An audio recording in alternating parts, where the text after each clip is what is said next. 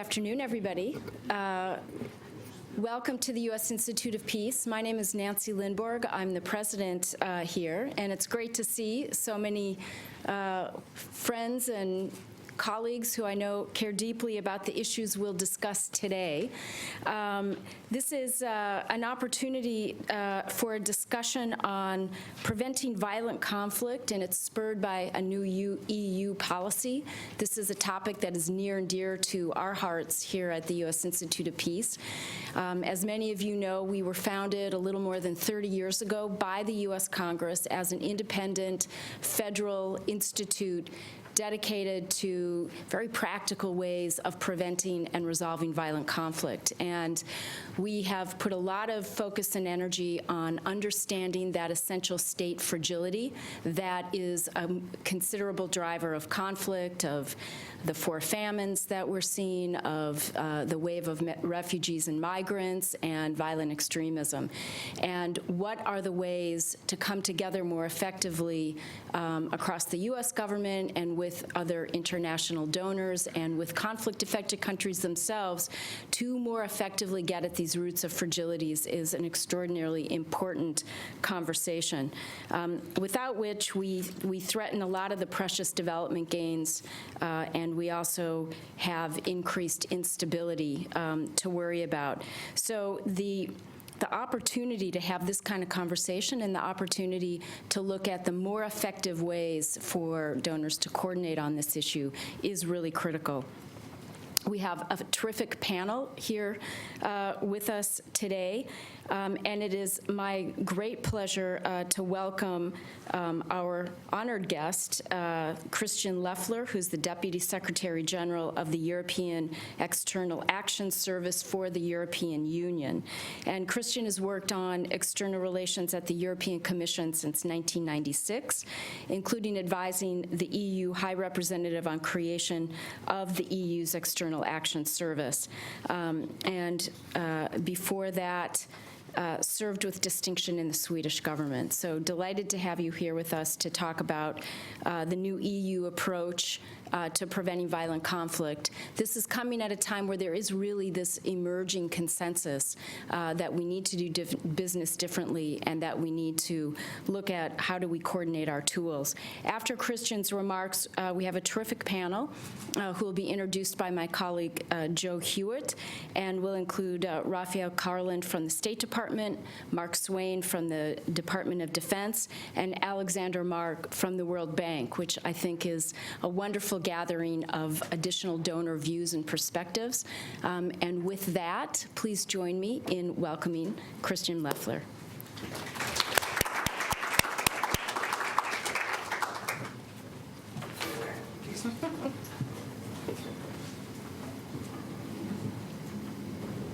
Well, thank you, Nancy. Thank you very much for inviting me, and thank you for joining this afternoon. I'm very happy to be here. I'm happy to share with you some of our thoughts on how best to approach the challenging subject of how to help others help themselves. Challenging in the best of circumstances, and particularly when some of them don't necessarily want to help themselves, which is, as we approach a crisis situation and a potential conflict, quite often the case. Working on conflict prevention, crisis management, and the various healing efforts that may need to come afterwards has always been pretty fundamental to our external cooperation and our external policy. It's become more important in a world that's ever more rapidly changing, and where the tensions, the fractions, and the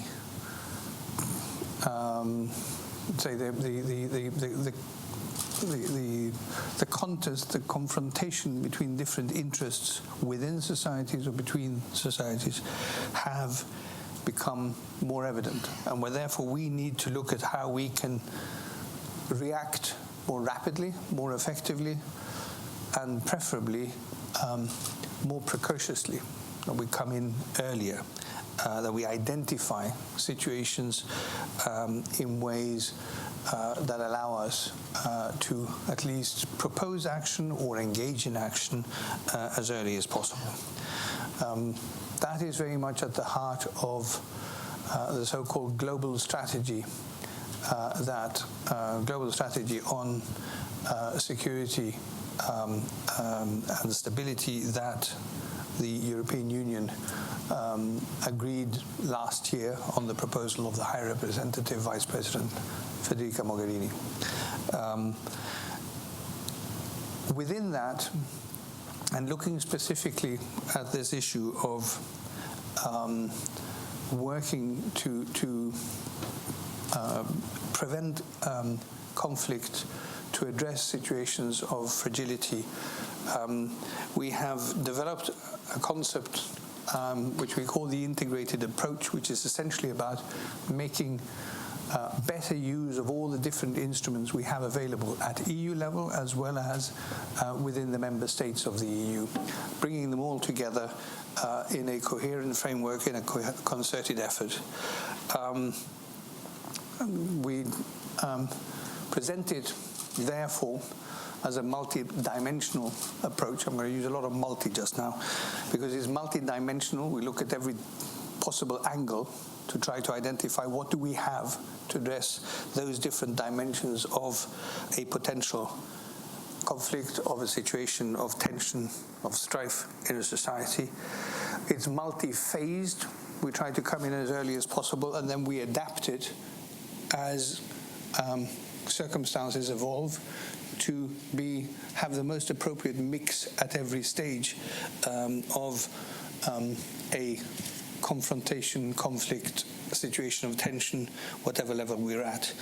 It's also multi-level, in as much as we work at the national level, at the EU level, at the international level with other partners, such as the US, such as the UN, such as the World Bank or others, in many cases, all of the above, to bring together whatever capacity we have. Equally, in the beneficiary countries, I was going to say target countries, but that's maybe not appropriate under the circumstances, so let's call them the beneficiaries of our efforts, working at the national level, of course, but also local and regional level, working with authorities, working with civil society, working with government, working with opposition, even when the opposition doesn't want us to talk to the government and vice versa, to see what is the way in, what is the best way we can do this.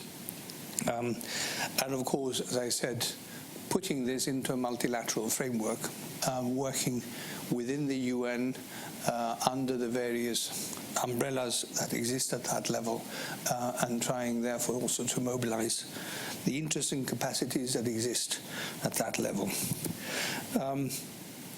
One common thread in all this is that whatever efforts we do, whatever efforts we undertake, we have to, of course, build as far as possible on local ownership and put that into a context of governance where we promote a long-term sustainable solution based on representative and accountable governance. Note that I don't immediately talk of democratization, because that might lead people in just one direction. Accountability can be developed in many different ways. We happen to think that the best one is through a representative democracy, but we know that we've not always been successful in convincing everybody else that that's the best way, or at least the immediate step. And the other fundamental element, of course, is we want to make sure that this is to the benefit of all people in the society or societies concerned, and that therefore it has to be respectful of a strong framework on fundamental rights. Human rights for all humans, men and women, so the gender dimension we also seek to incorporate as a very important one also, because we actually think that that usually helps find solutions. I can say that I think that women are much better at finding pragmatic solutions than we are. So it's self-interest to make sure that we have that dimension fully involved as well. In putting this into practice, we've sought to develop a number of tools that it will allow us to pick up warning signals as early as possible. That's where we call our approach to resilience an analytical prism, where we try to identify factors that may lead to destabilization, to fracture, to conflict within a society or between countries, where we then apply that prism with our member states in regular, what we call horizon scanning exercises, where we pick a number of countries or regions and then try to apply this prism to see, do we need to change our policies? Do we need to mobilize new initiatives in this specific case? And if so, how do we do it? We then complement this in the early stages with specific efforts on mediation support to come in and bring people together and try to see if solutions can be found before we move into more acute phases of a potential conflict. If nevertheless we do, then the approach is one of trying to create stronger, positive frameworks for engagement, enabling frameworks where we can bring all our different policies and instruments together and put them in a flexible but comprehensive framework in how we apply them with a country or a group of countries in taking the different policies forward. And that can be policies at very many different levels. So maybe, and I don't want to speak too long, but I can give a few examples of what does that actually mean in practice. Let me start with one which is not related to conflict in the sense of interstate or even civil strife, but which is, to me, a very good illustration of a resilience issue and how that is actually multifaceted in how we then need to apply it. And that's one close to here, unusually. In the Western Hemisphere, it's in Haiti. You'll recall about a year ago, Hurricane Matthew traveled across the Caribbean and wreaked havoc all the way up into southeastern United States.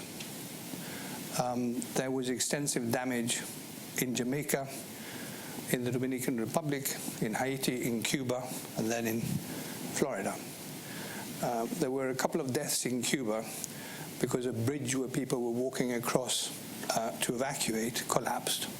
It was not to do with the hurricane itself. There were a couple in Jamaica. There were none in the Dominican Republic, and there were approximately 1,000 in Haiti. And there, roads were washed away, extensive damage to agriculture, to housing, to this, to that, the other. Why? We would say, well, yes, of course, this is because the Haitian society and the Haitian landscape is not prepared. True, but why is it not prepared?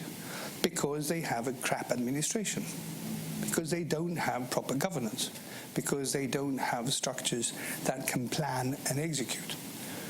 So rebuilding the road won't help.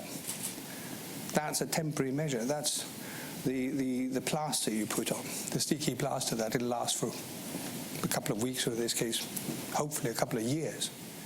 But it doesn't solve the problem. The real problem, and if we want to build a resilient society, it has to go back to looking at the structures of government and build it up from the base. And I think that's a good example because it shows how far away the root and therefore the solution can be from the symptoms. And we sometimes rush in to address the symptoms, but without thinking too much of the roots.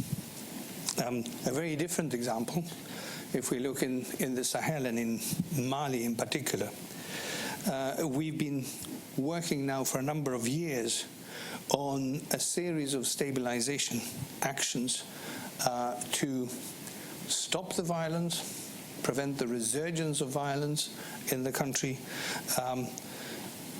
increase the human security, both in terms of physical security, but also economic security and social networks, frameworks, to bring the country back to a more normal and more viable situation to find a path forward. This means working very much, apart from the immediate stabilization efforts, on building or rebuilding the civilian administration, allowing government, including local government, to take their place, offer the services that people expect, and that people, if they don't get them, will feel disaffected, will feel marginalized, and may take things into their own hands. That means that we've been working with all the tools we have available, from the military to the socio-economic and to these administrative advisory ones at EU level and with member state capacities as well. Coupled to that, in Mali, as in a number of other countries, Central African Republic, Somalia, others in the region, a lot of investment on security sector reform, which is a nice way of saying that we want the security forces not just to be more effective, but maybe above all, to be better behaved. Because effective forces that are badly behaved may solve the immediate problem, but already sow the seeds to the next conflict. So that accountability, governance, and restraint of security forces is also an important element. That inspires us currently in the work we're doing with Mali and some of its neighbors in the so-called G5 Sahel group, where they bring together their resources to better address the problems of transnational crime, radicalism and terrorism in the broader Sahel region. There are, I could give other examples, but I think I've probably spoken too long already. What we're doing, that's not exactly in a preventive resilience framework, quite the contrary, in Syria, in focusing a lot of our support beyond the humanitarian on working with Syrian civil society of many different shades to prepare them for the post-conflict days, where we hope and expect that they will play an important role in rebuilding the country or demanding, building structures that will allow for greater accountability and dialogue in that society.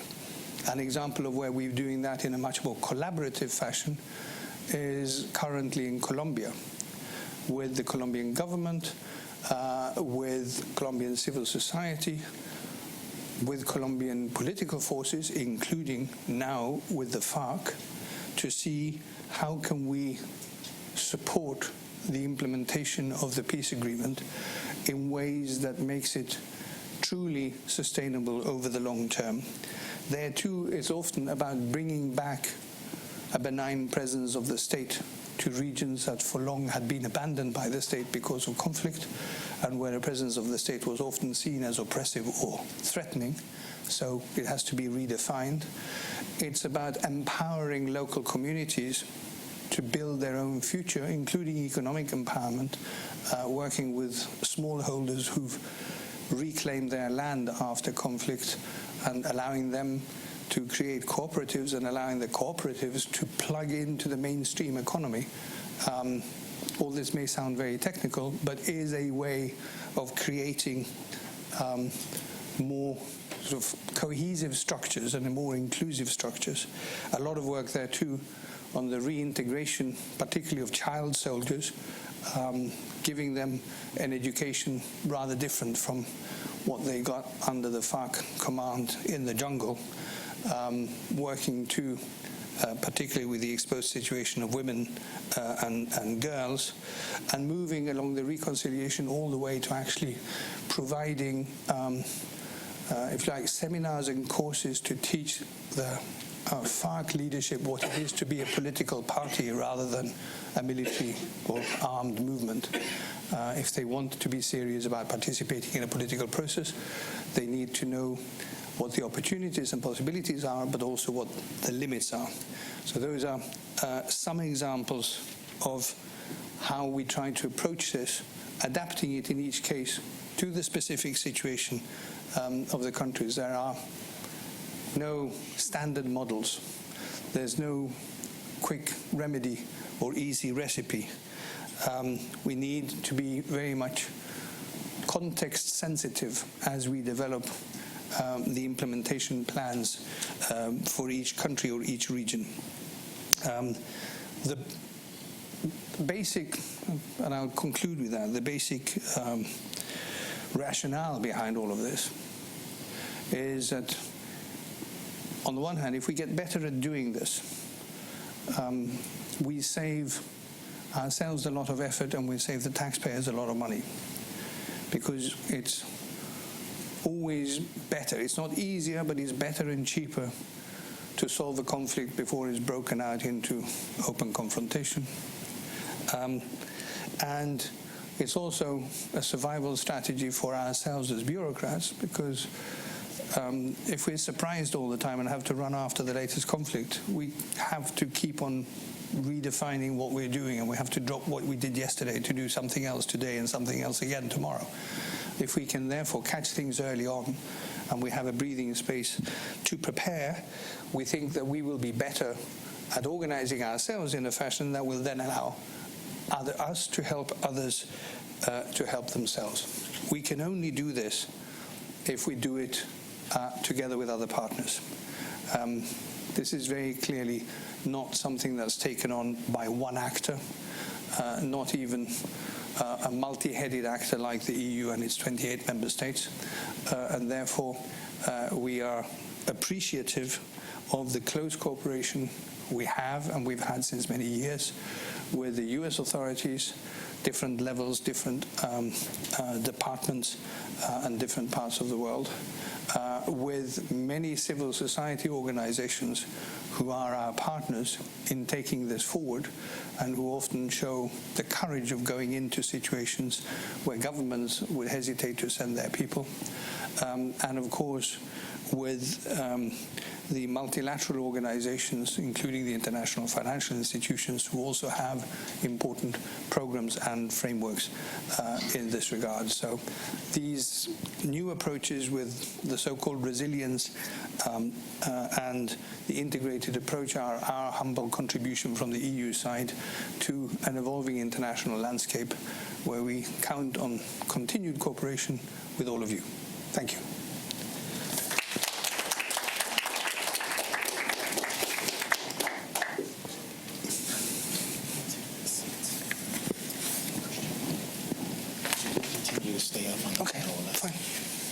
Fifth chair is coming.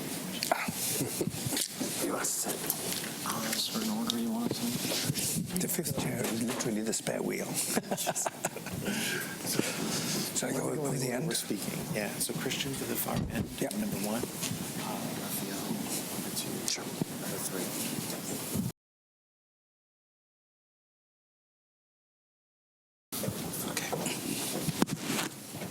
Okay. Sorry, excuse me.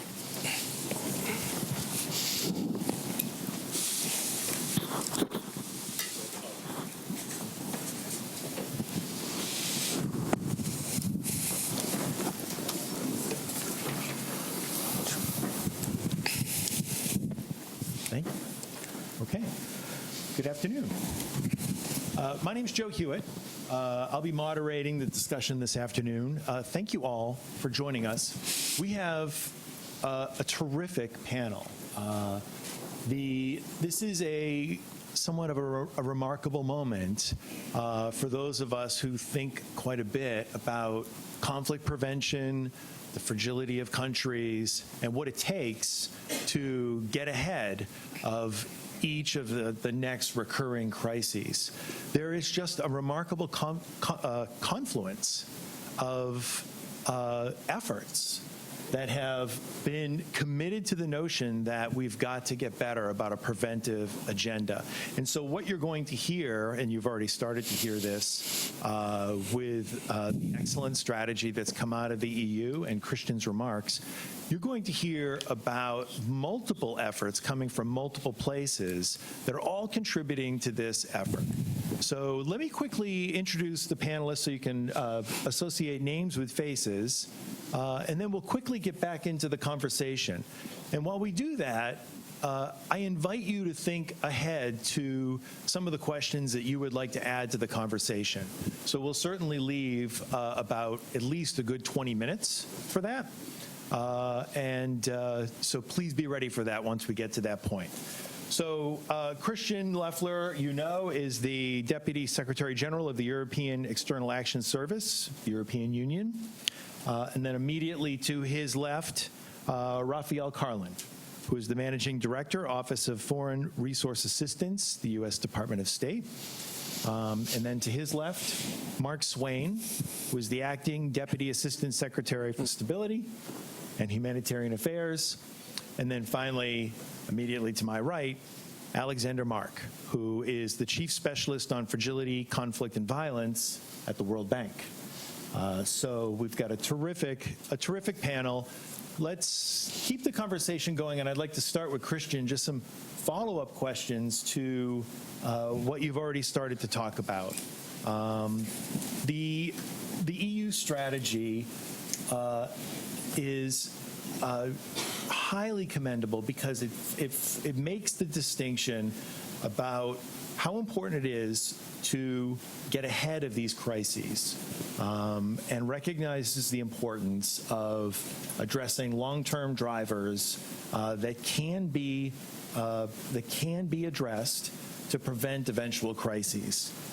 It builds on a lot of important lessons that the whole field is starting to appreciate. So, for example, it places an important position for political dialogue, changing the politics in a lot of these places.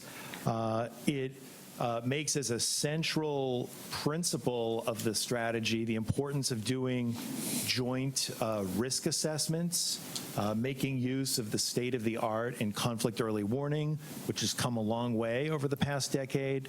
And it also highlights the importance of recognizing local sources of resilience. In a lot of the places where we intend to work, there are already established places where there is resilience, and we want to recognize that when we design our interventions in these places.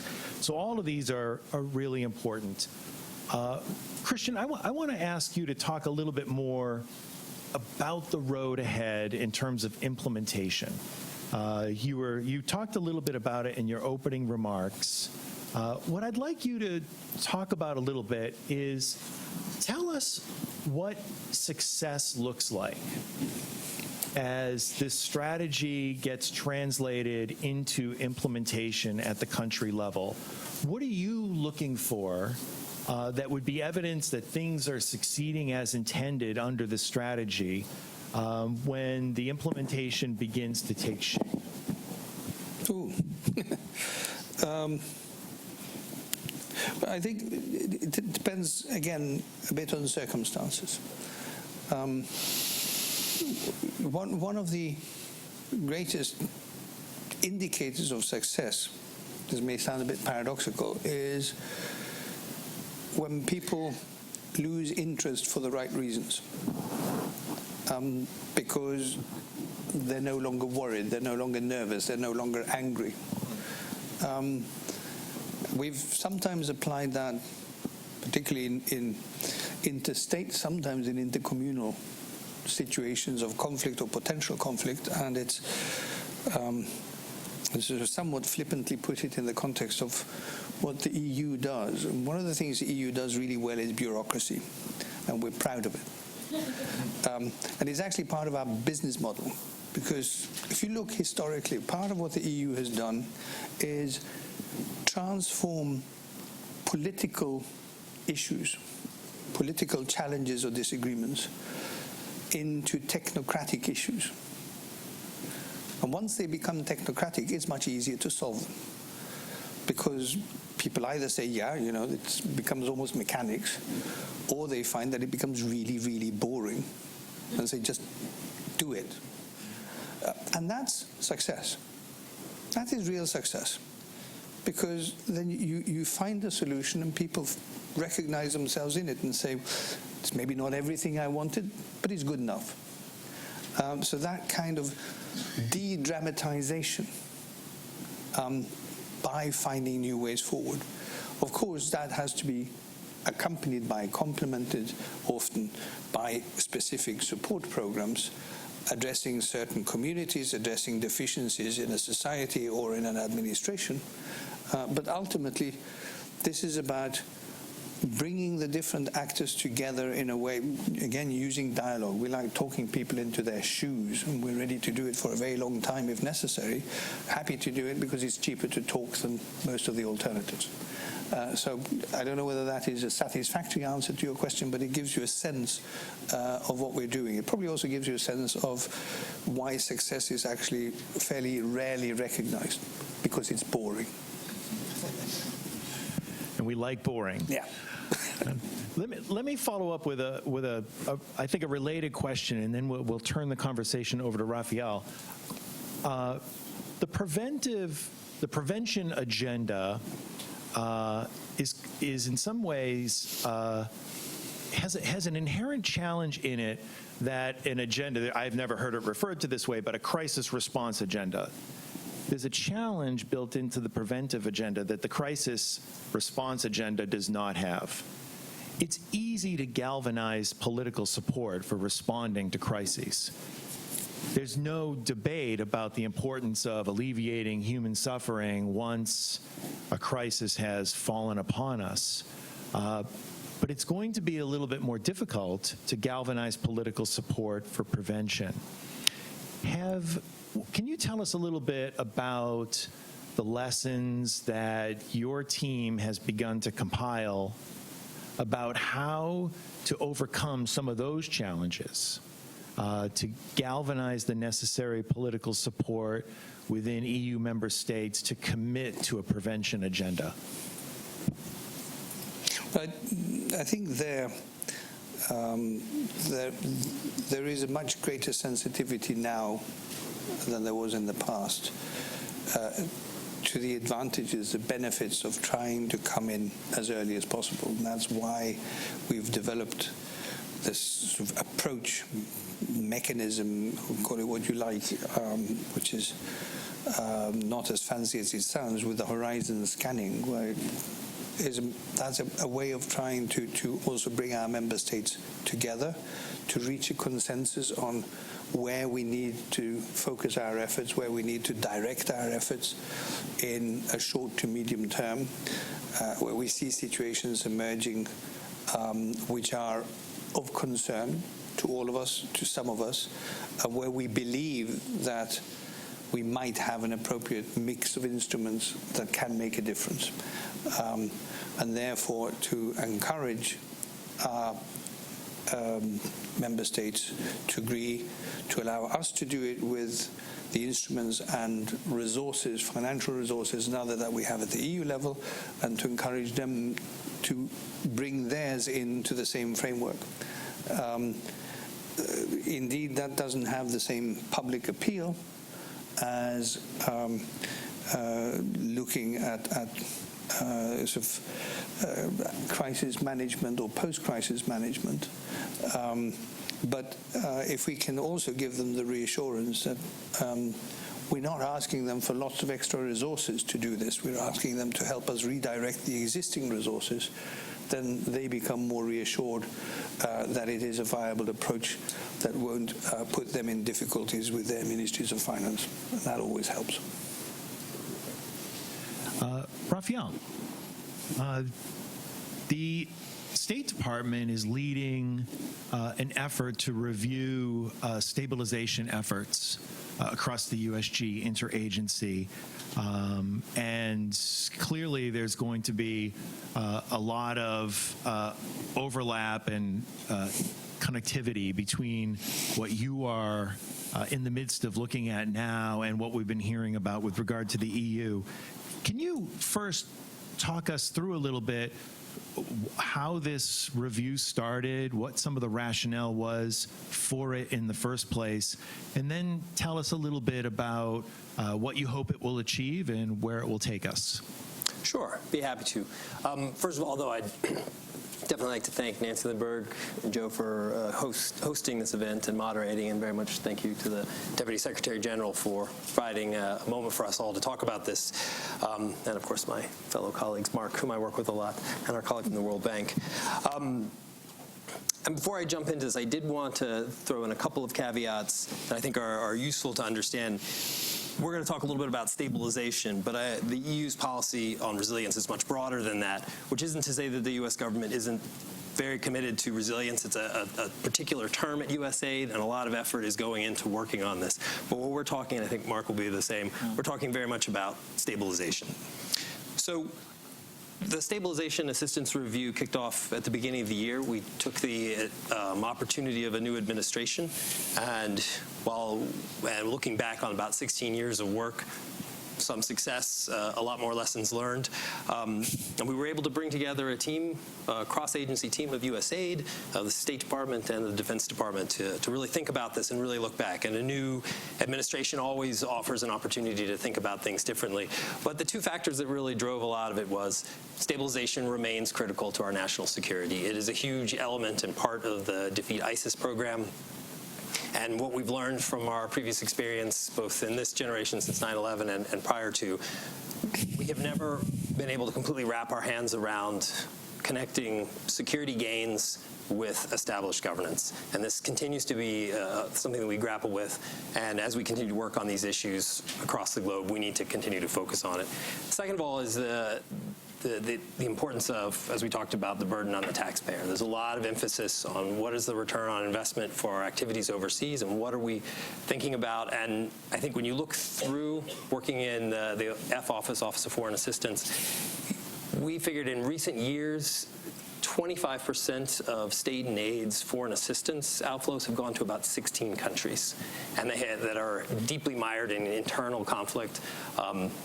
And this, I think we just have to think in terms of opportunity cost, whether we were to spend this money in those countries or elsewhere. This is largely about rebuilding, retraining, re-equipping, just redoing things instead of doing what we want to do with our foreign assistance, which is building on things that already work, growing the pie, economic growth, facilitating trade, and making things better and safer for the United States and our allies and partners. So, understanding that, we pulled together this Stabilization Assistance Review, hundreds of interviews, surveys, literature review, all that you would expect over the last year. And we boiled it down to some key findings and then some recommendations that we'll be pushing forward. And I think, to be honest, none of these, for this community that works on it, none of these are terribly surprising or new. But this offers an opportunity to institutionalize them and a new framework to grapple with them. So from our findings, we need to embrace stabilization as an inherently political endeavor, first and foremost. All of our efforts, be they diplomatic, development, or defense, need to be focused on that political dynamic in the field. And I think one of the things we get to that is focused on a sustainable settlement that can move forward and sustainably govern in these local dynamics and working with these local partners. Because I think for all of us who've worked, be it in Afghanistan, Iraq, or elsewhere, with lots of resources and lots of effort put into it, we often fall to the more technocratic approach, which hopefully we get to because it's boring and safe later on. But early on, it's not good to jump right into technocratic approaches where we focus on how many police and soldiers did we train and equip, whether the essential services, electricity, water are turned back on, without first stepping back and asking political questions, which are much more important than that. Who gets to decide who carries a weapon in society? who decides who gets water and electricity? And those are often the fundamental problems, and it's not a lack of technical expertise that these questions are not being answered. They're political choices that local actors or outside actors are forcing on the dynamic, and we need to understand those. So that, first and foremost, I think should drive almost everything. Our second finding we also found, which again should come as no surprise, smaller targeted programs are better at the outset than big infusions of cash. And I think we've all experienced that in the field of just the management of lots of money takes over versus are we spending it well? Are we spending it with the right people? Are we working with the right partners? Do we even understand the metrics and what we're trying to achieve? And we think these targeted programs can have a bigger, oftentimes a bigger impact. Second, an agreed upon strategy. Not always a plan. Plans change. A lot of these dynamics change as we get into the environment, but we do need to have some overarching goals that we agree on, a common operating picture, both at the international level, the national level, and I would say, and sometimes most importantly, at the subnational level, out in the field. All of this work takes people, and this is something certainly the State Department and USAID are grappling with to a great degree after the experience in Afghanistan and Iraq, and unfortunately after the experience in Libya as well. You have to be present to have a political impact. You have to be present, no matter how small, targeted your programs. You have to be present to monitor them, and we have to find a dynamic where that works. And then fourth, we need to establish a division of labor. This is perennially the problem: coordination and understanding who does what, who is best at what, and then building that into a common understanding and a common strategy. So, coming out of that, most of the recommendations, I'll walk through a few of the major recommendations coming from those findings. And again, they'll come as no great surprise, but we feel like there is an opportunity and a community. First and foremost, we have to institutionalize the lessons that come out of the findings. As Mark was saying recently, and some of our other colleagues, we often joke, this is a pickup game every time. Every country we go to, if you have the right players who are standing by the court, then you get a good game. If you don't, you don't. And we have to have that every time people show up, there's this common understanding, this common background, this common doctrine. Second, we need to develop political strategies and overarching frameworks that are based in rigorous analysis, defining our assumptions, our risks, all these things that, again, are pretty basic, and yet we've all worked in places where this didn't happen, and a year or two into it, people are asking, what are we trying to achieve with this program? And we cannot afford to do that anymore. And then, of course, the sequencing issue, understanding when is the right time and place to implement programs. And we can't always, if it just happens to be the person who is assigned the electrical grid shows up first, they can't turn on the power first because, as we discussed earlier, until there's a political settlement that understands who benefits from this, and is there a communal understanding amongst the locals, whether that's the case. And then fourth, as you can imagine, in this new environment of fiscal austerity, the burden sharing is very important. So understanding the divisions of labor, what people are best at, what people can bring to the table, or what they can't, is very important. So this is what we're looking forward to. I think Mark will be able to go into some more detail in some specific places. But we're looking forward to hopefully being able to talk more about the review and release a publishable version in the near future. And I look forward to more questions and thoughts. Thank you. That's great. I mean, there's certainly, I'm sure we're going to get back to it. I mean, Raphael, so much of what you're talking about depends on effective coordination across the interagency. And so I'm hoping we can start to get into a little bit about how we get there. I mean, I think you're right.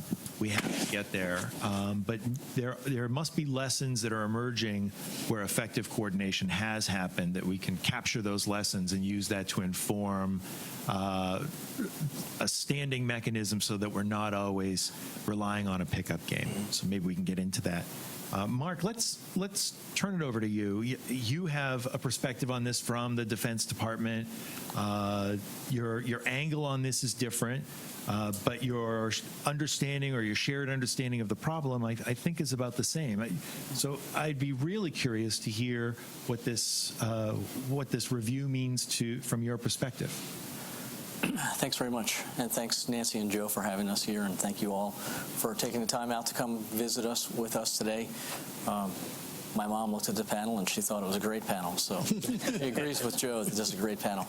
And for those of you who are taxpayers, I think you'll be happy to know and quite surprised and hear that we are working as an interagency with multiple different departments working together towards a common goal. So I think as a taxpayer, that certainly always makes me feel better that, wow, people are actually working together to try to get to the same end. And I think this is a great opportunity. Department of Defense, we certainly care about resilience, but we are talking about stabilization today. And in stabilization, we have the preventative and we have the reactive, and as we talked about, and there's that, so it's that left of bang, right of bang, and whatever bang definition is of something bad is happening. And for that, there are times when the U.S. military is the only U.S. government official on the ground at a given time, and most of that time happens after some instability, some different time. So there's a role for the Department of Defense to work in stabilization. My office also covers humanitarian assistance, and for both humanitarian assistance and stabilization, the Department of Defense does not want to have the lead for that. That is clearly the lead of the State Department and USAID. But the Department of Defense needs to be supportive of those efforts, along with all of the other agencies in our government that work in this space. So as we looked at this review and we looked at stabilization in general, we also have the issue of fragile states. And so those preventative measures, I'm happy to say that we have an interagency discussion going on right now that's been continued by this administration on fragile states and how we look at different countries that are going through instability and put that fragile states lens on and try to determine, are there ways that we can work with a specific country and on preventative measures, and that's for a whole of government approach.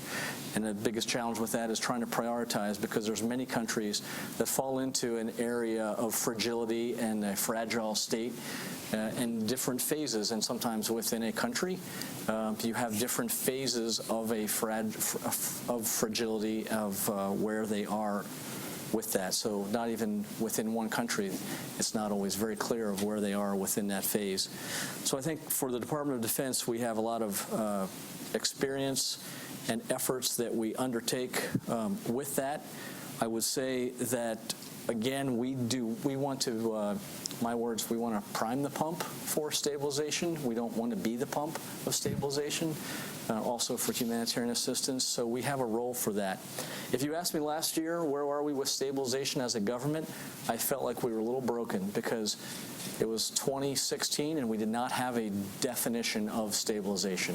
So we didn't have a clear definition that we all agreed to as organizations, and that's hard to move beyond if you have a different definition of stabilization. In this SAR review, we have a clear definition of stabilization that we all agreed to, and even that little, it sounds basic, but that helps us move forward. Also, in the review, it calls out for a structure, a mechanism. So on that right of bang and that after, as we're being reactive, if you look at it for humanitarian assistance, our government has long established that we have the DART, the Disaster Assistance Response Team. When a disaster, an earthquake, something happens in a certain country, the U.S. ambassador in that country will declare an emergency. USAID, OFTA, Office of Foreign Disaster Assistance, sends the DART lead in, and DoD supports that DART in all of the humanitarian assistance efforts that we go through. When it's stabilization and we're reacting to that, we don't have a clear mechanism. We're working towards that, and in the SAR review, we talk about a START, not a DART. So we would have a stabilization, transition, and recovery team, and that might be something for us to think about. And talking about, you asked kind of a little bit, Joe, about where's an example of that. You can look into northeast Syria right now, where on the ground we have U.S. military personnel, and we also have USAID and state personnel working on the ground in northeast Syria to provide for those humanitarian assistance and stabilization needs. And the Department of Defense is providing that security, and I think it's a great collaboration of us working together as three different organizations and getting a whole-of-government approach to address this area. And again, anytime we talk about stabilization, it's a transitory as we transition through different phases, and the Department of Defense is looking for those opportunities where we can assist our interagency colleagues to work in stabilization areas. I also would like to point out, for the SAR review, some other things that we think that are really important with this. We talked about us a political endeavor, but also many times that can be local political. Not every one size fits all, and within a country, it's tough to say there's one clear government, or the governance in a particular area in a country is based back at the Capitol that may be hundreds and thousands of miles away. Sometimes that political endeavor is a local political. So I think that's important for us to just think about. Specifically for Department of Defense, we're working on a DoD instruction for stabilization that we're nearly complete in coordination and complementary to the SAR review. I think that is very helpful for us to have this definition and a clear way forward for the department as we work with this. And then gaining that experience from in Syria, where we have state and aid colleagues working closely with DoD, we might want to consider a memorandum of understanding for a global memorandum of understanding of how do we do this, how do we replicate that. Every region is different. I'm not saying that every activity that's occurring in Syria or Iraq or different countries is the same, but the ability for the Department of Defense, state and aid to work more closely together in the area of stabilization on that reactive side, I think is an important entity. We certainly do it all the time on the proactive side, on the preventative side, and it's just an area where we can continue. And then for the future, I think, how do we work with the international organizations, the EU, the UN? And I believe that when you look at humanitarian assistance for UN OCHA, they have a cluster system. And again, it's a more established international way that we work together. And UNDP, the development organization at the UN, is certainly doing more work. They actually have a definition recently released on stabilization, slightly different than our definition, but close. So we're all working in the same area. And how can we be more effective as a government then to plug into those higher level UN, EU, to work with our international colleagues in this space? So I think it's a great opportunity. There's lots of work being done, and we can work harder and be more effective. Because as we do that, besides those international groups, we also have lots of NGOs that work in this space that many of you are represented here today. And we have opportunities to collaborate and be cooperative. And if you have advice on how we should do that, or areas we should avoid or stay away from, we're always welcome for that too. So thanks. I want to ask a question, and it might be a little bit challenging, and then I want to get to Alexander. You both have talked about the very important role of coordination. Mark, you highlighted the importance of having a common understanding of the problem, which certainly means that when the 3Ds are working together, at some level they need to do a joint assessment of the context within which they're working so that they can work together in coordination. For observers who think about bureaucratic politics and think about the tendencies of large bureaucracies to see the world through their own capabilities, one might say, and I think many people have said this as an impediment to 3D coordination, that one of the hard parts about doing a joint assessment and getting to a common understanding of the problem is that these three agencies, a development agency, a defense agency, and a diplomatic agency, will define the problem in terms of their own tools. and that in turn might be an impediment to getting to that coordination. Now, as I say that, you put forward the case of North Syria as a place where there has been very good coordination. Are there lessons to pull from that case or other successes to tell us a little bit about why that particular concern is a manageable one? Want me to start? Sure, you go right ahead. I'll give it a first crack. So, for example, for Northeast Syria right now, the key to that interagency collaboration is that because of the security dynamics, USAID and State Department did not have officials on the ground up until earlier this summer, this last summer, so 4 months ago. That's how long they've been on the ground working with and with Department of Defense providing the security and housing, and they're not working for DoD. They're doing their own mission, and that's the beauty of our government, is that each agency has a representatives there doing their mission that they've been assigned by law and by their policies, and that we're working together on the ground to try to get a strategic effect to provide stability to that region that's going under a large amount of instability. And I think that is a great example of how we are all working together in an area that's very difficult, and having that ability to replicate and show that again, and to do it again in the future, I think is important. We don't know where that next area will be. Every place is different. There's lots of stabilization activities going on in Iraq right now, but I would say that the United Nations, and there's lots of countries working with the Iraqi government, but the United Nations is leading that effort for humanitarian assistance and stabilization, and the United States government plugs into that multilateral coordination. We have our own bilateral coordination, but working with the Iraqi government and the UN, there's a mechanism for HA and stabilization that just across the border in Syria is a bit more difficult just because of the security situation for a whole host of governance issues as far as a national governance, local governance. So it makes it, it's a different scenario. So every scenario will be different, and I think that the beauty of the SAR review talks about this stabilization, transition, and recovery team.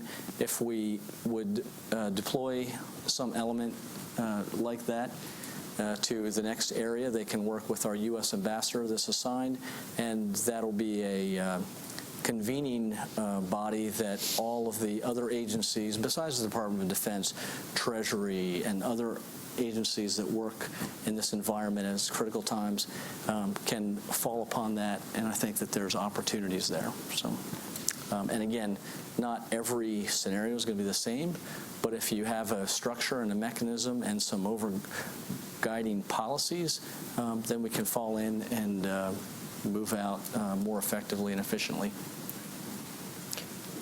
I would completely agree with what Mark's saying, which is why it's all going to work. Don't worry.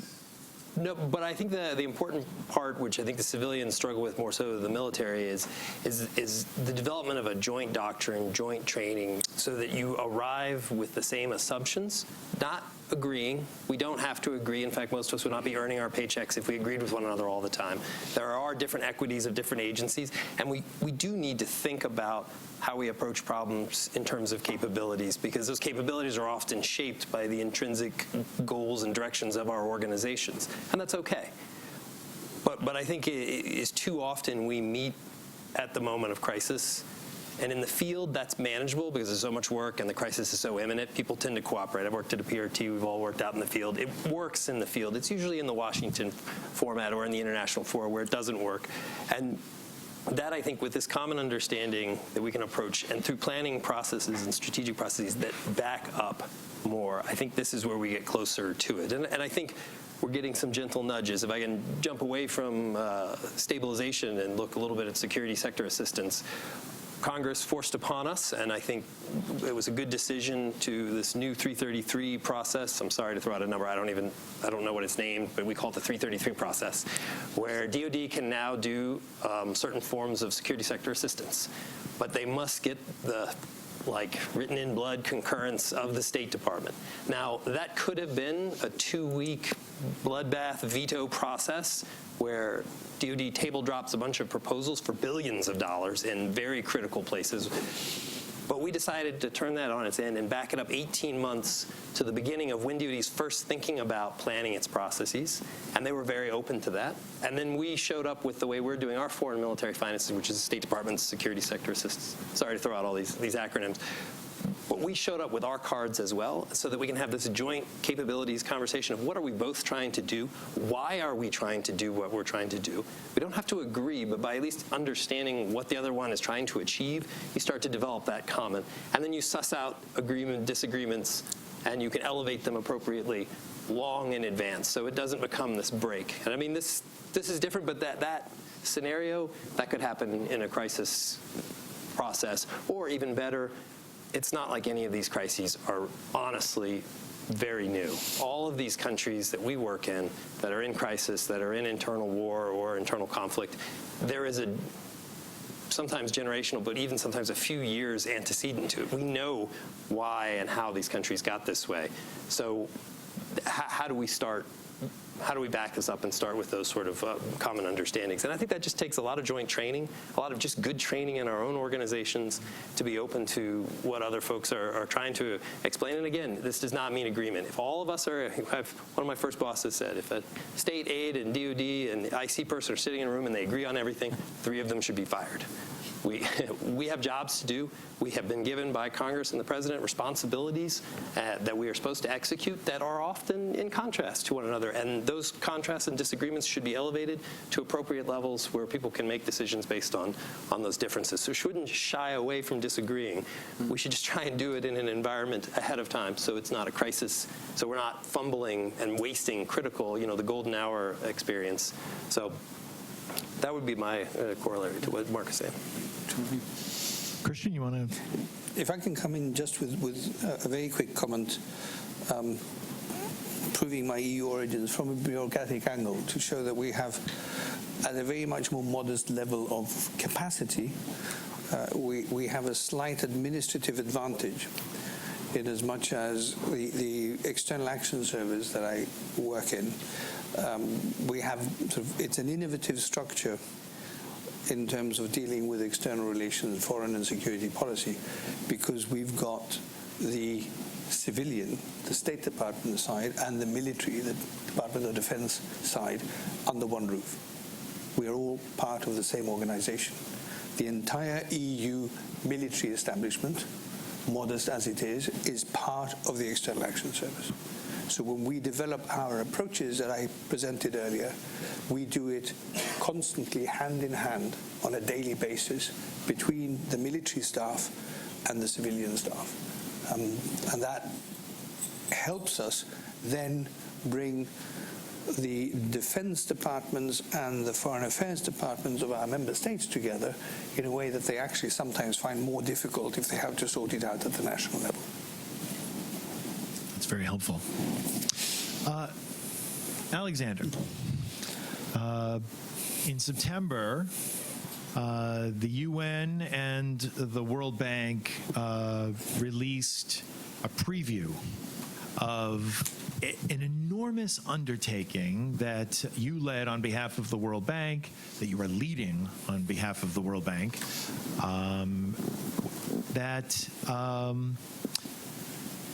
it's let me see if I can describe it in one sentence, and then I'm going to leave the hard part to you. That surveys what we know about conflict prevention and tries to distill lessons that can be used to inform future action. It's an enormous undertaking, and the main report is not out yet. It will be out early in 2018. I invite everybody here to grab a copy of the preview if you haven't already. This is a huge project, as I've talked with you before.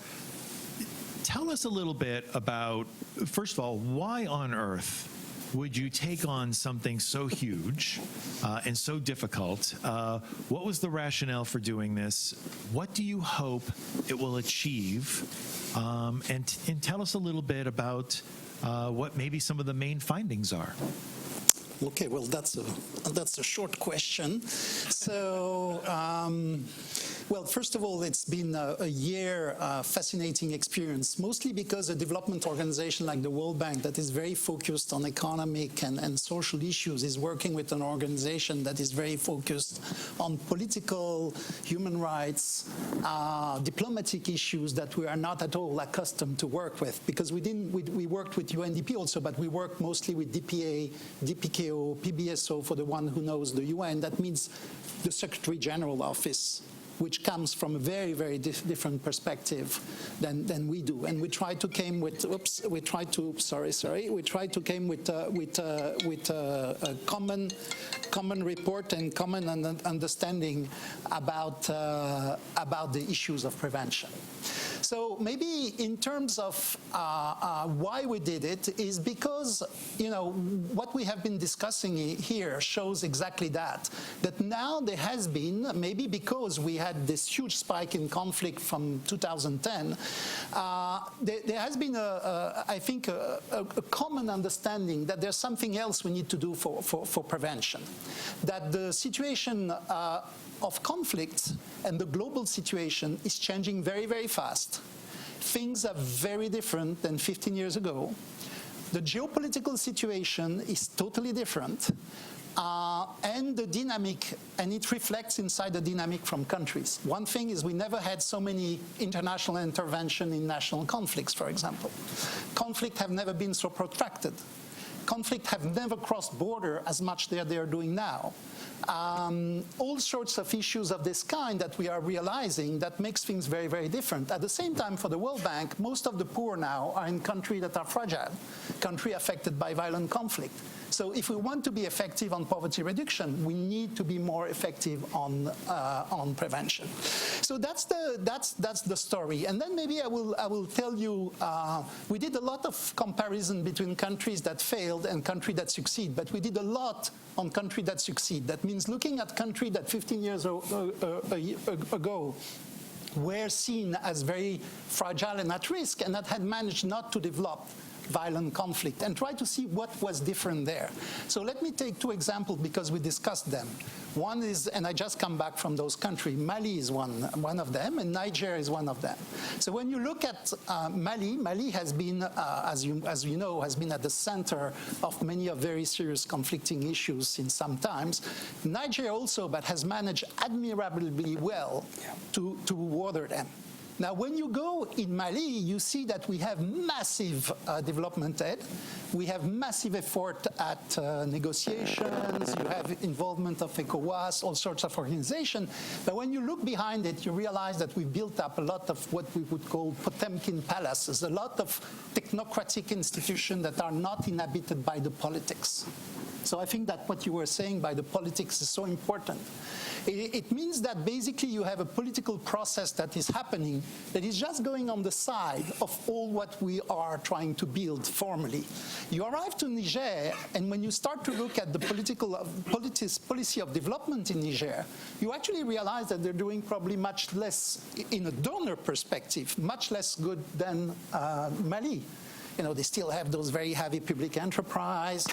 Their decentralization is not as sophisticated, but they're much more effective at prevention because prevention is a really politically appropriated topic.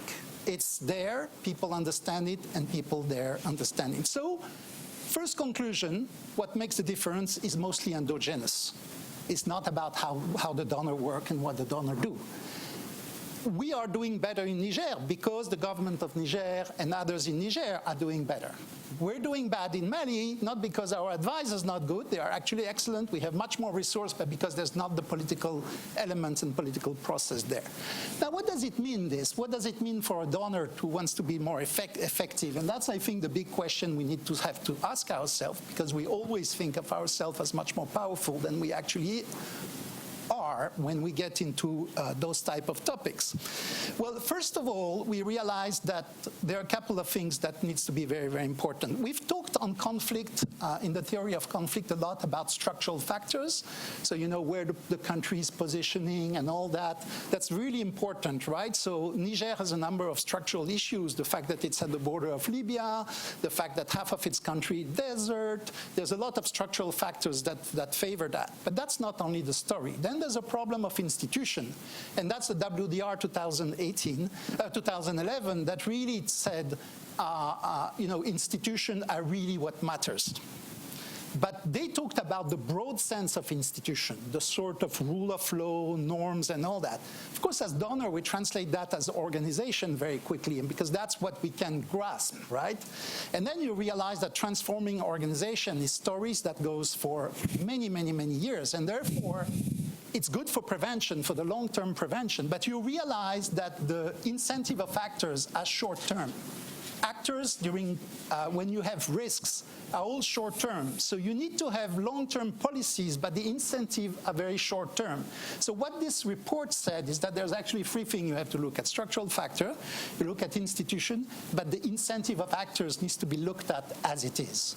And we have to see everything with the eye of what it's going to do for the incentive of different actors.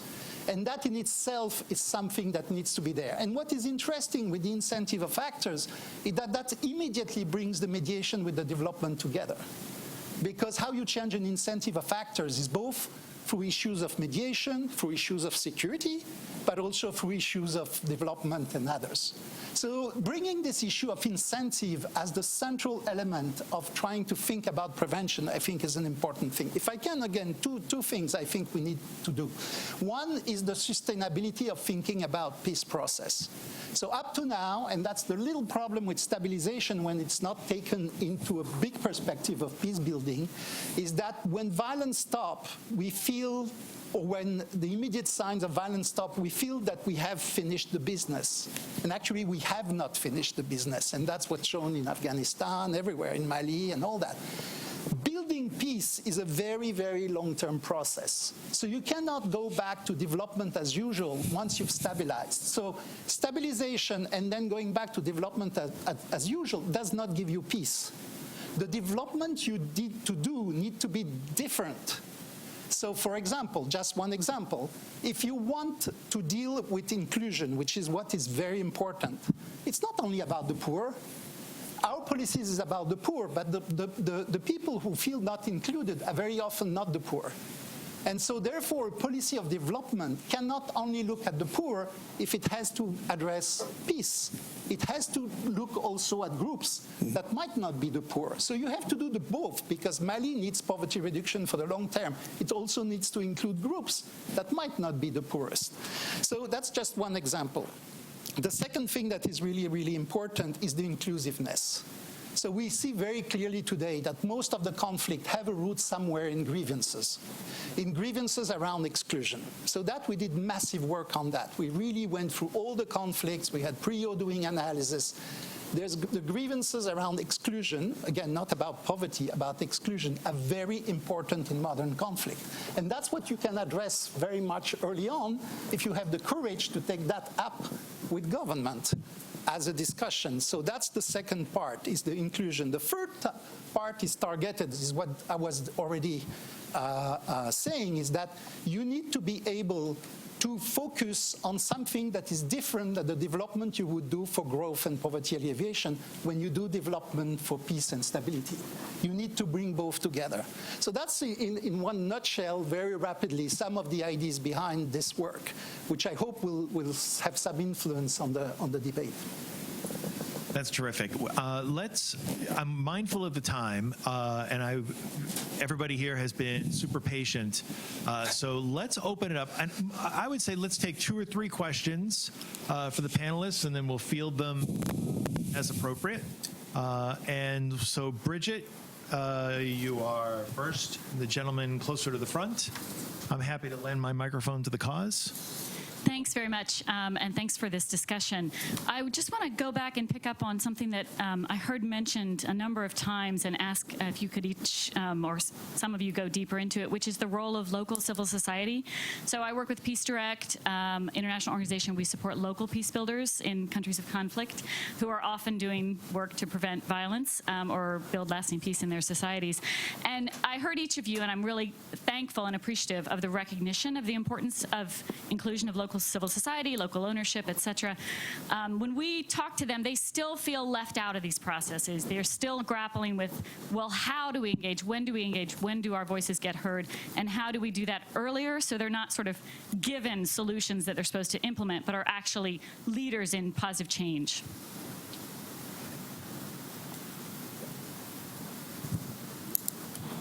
Hello, my name is Richard, and I'm a student at the George Washington University. You spoke a lot about grievances and how that contributes to these conflicts. But in order for these grievances to stop and for inclusion to happen, the governments need to be willing to facilitate that. And when you look at the governments in a majority of these fragile states, the presidents and their ministers have been in there for decades, and no change has happened, mainly because they're benefiting off of the situation and the exclusion that's taking place. So I'm curious about what roles all of your respective agencies can play in putting some sort of pressure on these leaders to say, look, what you're doing is making the situation worse. And if they refuse to change, what you can do to allow them to change, because what's been going on now has been going on for decades, and it doesn't look like it will change. Thank you. Okay, thank you. So why don't we start with those two? Role of local civil society and including them, and then secondly, a question about influencing political elites to help push along the needed reforms. So I will sort of put it up for grabs, because it seems like all four of these perspectives, I think, have something to say about each of those questions. Who would like to start? I'll pick somebody.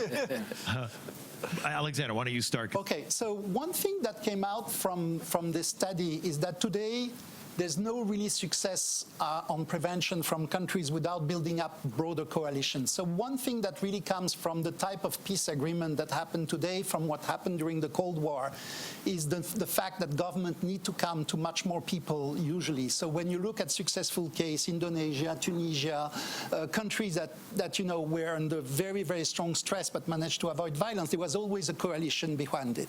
So, you know, the very good example is Tunisia, of course, because the coalition even received the Nobel Peace Prize, but everywhere there has been, in Niger, this very strong coalition with the civil society and others. So this is really important now, and I think the message passed is also, you know, some of the local private sector, it's different groups. But I think if there's one message that comes very strongly, if you don't do that, it's very, very difficult to get to any negotiation or anything. You need to bring really the actors around, and I think there's a conscientizations of that, right? So I mean, the report we're doing supports that very, very much. Christian? Well, I could maybe just a quick addition. In a sense, I think the answer to both questions lies in combining them. Working with local civil society is, in one dimension, a way of giving a structured voice to widely felt grievances. It's a way of channeling them. It's a way of bringing them in to a discourse, into a national dialogue or a regional dialogue, subnational or whatever. So it's a way of trying to capture the sense of disappropriation or the sense of lack of involvement, the lack of inclusion, and giving that a path, a possibility of engagement. That's one of the reasons we seek, sometimes successfully, often unsuccessfully, to build structures of dialogue as part of our policy processes. When you get to the implementation phase, it's involving local civil society is part of a constant reality check. Sometimes they can even be implementers, but a lot of the time they're just partners in continued dialogue to try to understand, are we doing the right thing? Is it reaching the right people? Is it having the desired effect? As I say, the answer in addressing grievances lies very much in working with organized local civil society. Raphael, you spoke eloquently about how stabilization can't just be about enabling capacity for delivering services. There was a political part to it. You had to identify whether or not some people, in fact, were excluded in a particular environment from the receipt of services. And so stabilization had to fix that political problem. And I think that the second of these questions has to do with that. Do you want to say a little bit more about what levers can be pulled to fix those politics? I mean, I think underneath both of these questions and underneath this political nature of stabilization, and I think you have to separate, just to step back for a second, stabilization is often in a much more violent, uncertain environment where there are certain imperatives to do things quicker, whereas in other environments where there is not open violence, you have more time and space to apply some of the more traditional diplomatic, economic, normative sanctions and levers on countries to get them to come to this realization themselves. But oftentimes when we are present and active in a place where governance is not clear, where the government has collapsed or the government is under attack, it becomes a different dynamic. And one of the most important things that is really the analysis and understanding of the environment that you're going into. So you understand who the players are, what their incentives are, what is the political economy. There's a reason why these dynamics, these conflicts exist. None of these conflicts come out of nowhere. They shouldn't. They should only surprise people in the big capitals who aren't paying attention to them because they're looking at other things. People who actually focus on these countries, you can see these problems coming. As people surely, can analyze our countries, and they know what our political dynamics are. So I think it is understanding these and being able to then talk to the different partners and try and facilitate this, interactions and inclusiveness. But I think in a stabilization environment, part of politics is there are tough decisions to be made here. And I think as we look to security and the provision of security, I think it's very interesting in a lot of the insurgencies and conflicts the U.S. has been involved in Afghanistan and Iraq. One of the ways the insurgents have been able to wedge themselves in is the provision of just raw security. People will accept a lot of injustice and indignity if they can just feel safe. And our inability sometimes to challenge that has cost us regions and space in southern Afghanistan and elsewhere. And when we've been able to retake it, it has largely been about the provision of justice. Now, harsh justice runs its course pretty quickly. But in that time space, how do you start bringing in an inclusive understanding and helping the parties realize that you can't maintain order, control, and the perquisites of power without bringing in these other groups and having peace. But there's no question, stabilization and the politics of it involves coming to grips with how do we deal with bad actors and how do we engage with bad actors. And nobody wants to hear that, but I think we do have to discuss in some of these places where we're not going to put tens of thousands of our own troops on the ground. We're not going to impose a settlement. The locals have to make settlements, and sometimes some fairly unsavory actors have legitimate power and resources and popularity and influence in a society, and they are an actor, and we have to figure out how to co-opt and how to get other groups to co-opt them, how to marginalize them over time, how to exclude them from the very, very beginning if there are reasons they cannot be included. But there are tough decisions. There's no one way that we can just get the bad guys off the field, because the bad guys are powerful for a reason.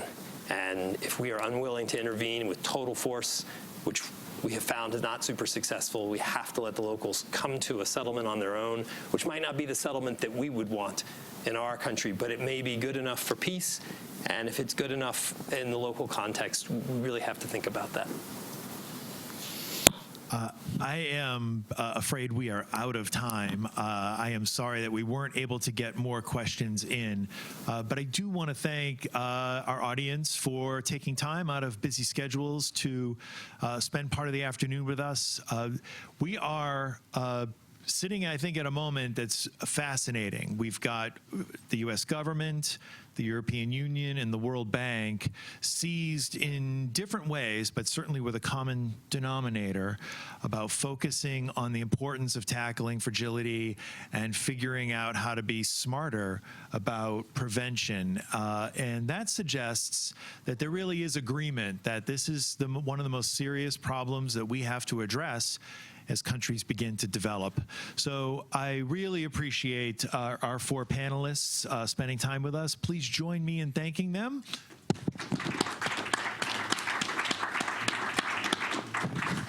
And thank you all very much for coming. Enjoy the rest of your afternoon.